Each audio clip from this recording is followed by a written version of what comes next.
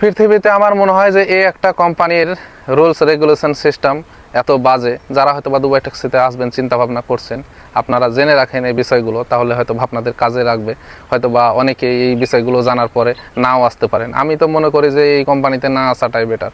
তো আমার গাড়িটা গত 4 দিন আগে এক স্ট্যান্ডওয়ে ড্রাইভার অ্যাক্সিডেন্ট করছে, 4 দিন যাবত মেনটেনেন্সে আছে। তো আমি 2 দিন গাড়ি চালাইছি, গতকালকে গাড়ি দিতে পারেনি, এই জন্য ছুটি দিছিল 9টা বাজে। আমি কার্ড জমা করছি 5টা বাজে, আমাকে ছুটি দিয়েছে 9টা বাজে। আজকেও সেম, কার্ড জমা করছি 5টা বাজে, 9টা বাজে ছুটিও দিবে না, গাড়িও দিবে না, কোনো কিছু না, অ্যাবসেন্ট।